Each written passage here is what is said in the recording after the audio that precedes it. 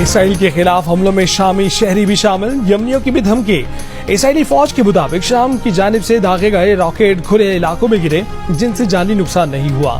یمن کی انصار اللہ تحریک کے سربراہ سید عبد المالک بدر الدین الحوثی کی امریکہ کو وارننگ، خبردار کیا کہ اگر امریکہ اس جنگ میں شامل ہوا تو پھر یمنی شہری بھی فلسطینیوں کے دفاع میں پیچھے نہیں رہیں گے۔ اسرائیل پر بارود بھرے ڈرونز اور راکٹوں سے حملہ کیا جائے گا۔ یوکرین کے خلاف جنگ میں کامیابیاں سمیٹنے والے چیچن لیڈر رمضان قادروف نے بھی فلسطینیوں کی حمایت میں دستے بھیجنے کی پیشکش کر دی۔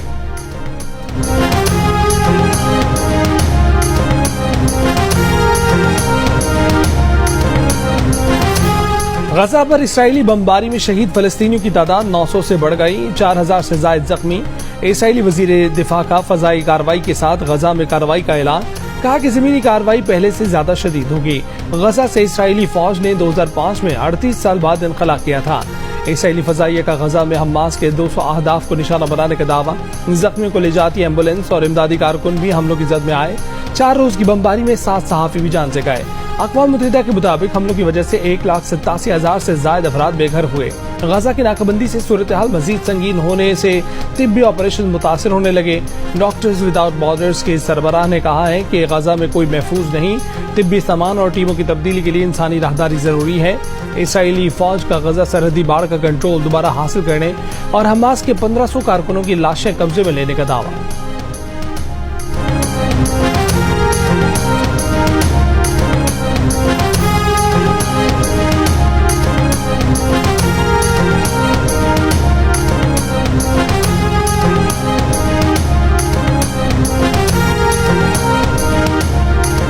غزہ پر حملوں کے جواب میں حماس کا اسرائیلی شہر اسقلان پر راکٹوں سے حملہ، القسام بریگیڈ کا تل ابیب کے بین گورین ایئرپورٹ کو بھی میزائلوں سے نشانہ بنانے کا دعویٰ۔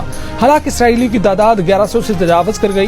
اسرائیلی فوج کی حزب اللہ سے جھڑپ میں اسرائیلی فوج کے 300 بریگیڈ کی ڈپٹی کمانڈر کی ہلاکت کی بھی تصدیق۔ یمن کے حوثیوں نے غزہ کو ریڈ لائن قرار دے دیا، حماس اور القسام بریگیڈ کو مدد کی پیشکش کر دی۔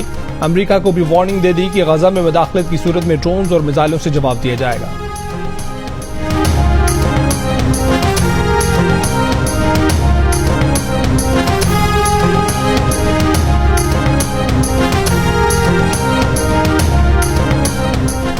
امریکی صدر جو بائیڈن نے کہا ہے کہ اسرائیل میں 14 امریکی ہلاک ہوئے ہیں۔ حملوں کا جواب دینا اسرائیل کا حق اور فرض ہے۔ حماس نے امریکی صدر کا بیان جنگی جرائم پر پردہ پوشی قرار دے دیا۔ امریکی وزیر دفاع لائیڈ آسٹن نے کہا ہے کہ امریکہ کے پاس کوئی ثبوت نہیں کہ حملے کی منصوبہ بندی یا اس پر عمل درآمد میں ایران براہ راست ملوث ہے۔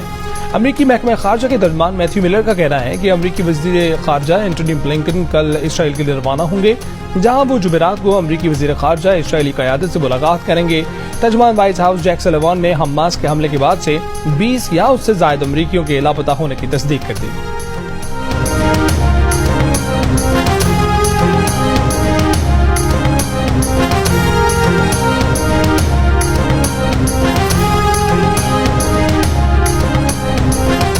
اسرائیل کے وزیر اعظم بنجامن نیتن یاہو کا امریکی صدر جو بائیڈن سے ٹیلی فونک رابطہ، حماس کے حملوں کے بعد کی صورتحال پر تبادلہ خیال۔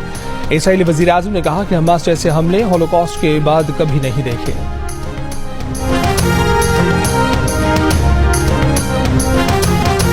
فلسطینیوں کی حمایت میں مظاہروں کا سلسلہ دنیا بھر میں پھیل گیا۔ برطانیہ کے شہروں لندن اور کیمبرج میں بھی ریلی، فرانس کے مختلف شہروں میں بھی مظاہرے، امریکہ کی ریاست نیو یارک، الینوائے اور واشنگٹن میں ریلیاں، کینیڈا کے مختلف شہروں میں بھی